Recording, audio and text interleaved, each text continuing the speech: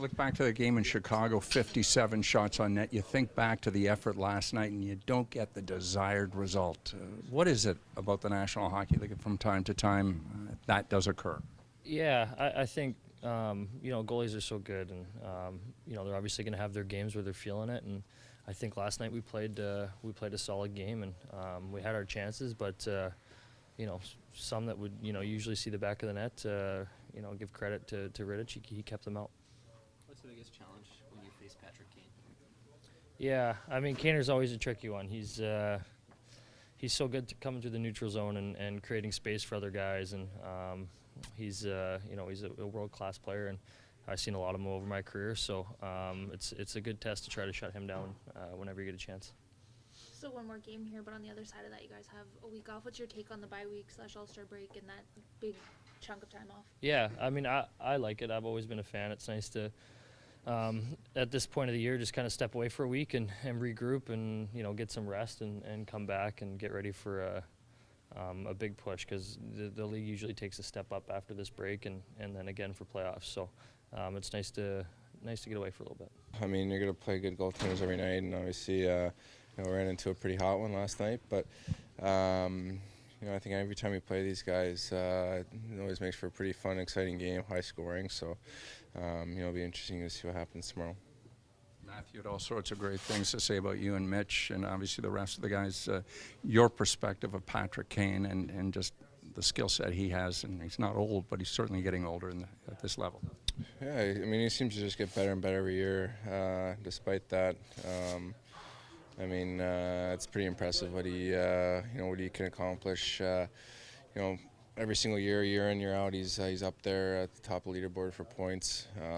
Anytime he's on the ice, he's dangerous, makes something happen. I'm not really sure.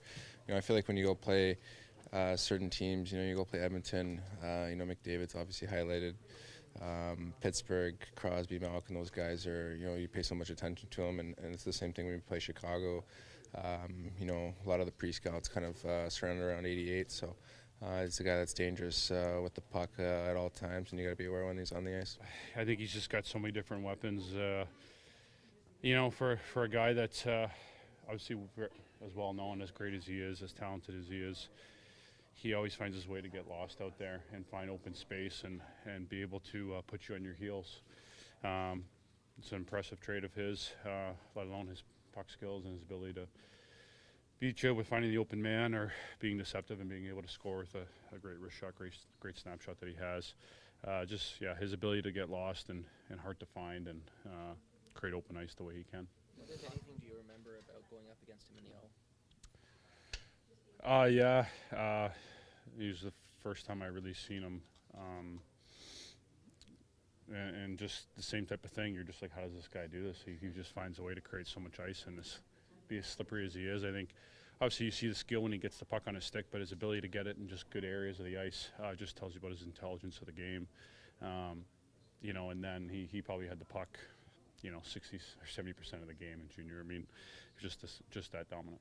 You had like 134 points that season. Were you kind of like, how can I get past this guy? Because he ended up winning the score.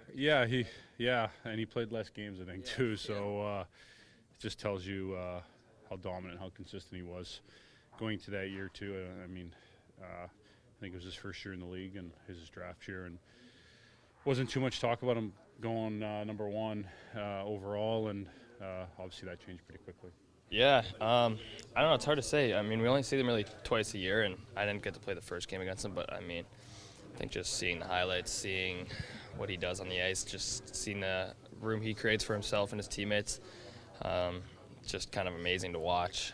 He gives his teammates a lot of time and space with the puck when he does move it, and when he has it, he's a scary guy. He can make a lot of things happen, and in a one-on-one battle against him, he can make you look pretty stupid. So you guys just make sure you're careful, and I think just for our team in general, we just got to make sure we're not giving him a whole lot of time and space.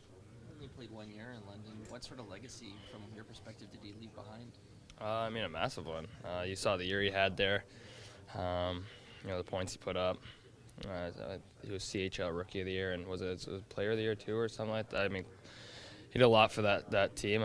I know they didn't win it that year, but I'm pretty sure they went pretty far, and he's a big part of it. And from what I heard from the Hunters, he was a great guy around that room and around that city. So it's a pretty huge honor to get that jersey retired there. Does he keep moving forward just prior to a good long week off? Yeah, well, it was only optional for a very select group of guys. Most of our guys we wanted to have out there. Some opted to go and get their blades on the ice a little bit. So, for a segment of our team, we want to make sure that we're giving them the proper rest here to be prepared for tomorrow. For others, we want to make sure we continue to work with them to get them touches and get them reps to continue to work to get better. But really, it's just an eye towards having our team ready to play tomorrow. And this was what we thought would be best for today. What's a pre-scout like for a coach that's never seen this hockey team yet as you make your way through the National Hockey League? Every day is interesting. There's a lot of similarities, though, in each team that you play in terms of concepts and things that teams are trying to do. The players are different, obviously, from team to team, but each team, for the most part, has elite players that you have to be very aware of, and the habits and details that you need to have to defend against those guys are the same. So the messaging is pretty similar is what I'm finding, but we just have to work at the details, and our support staff does a great job of that.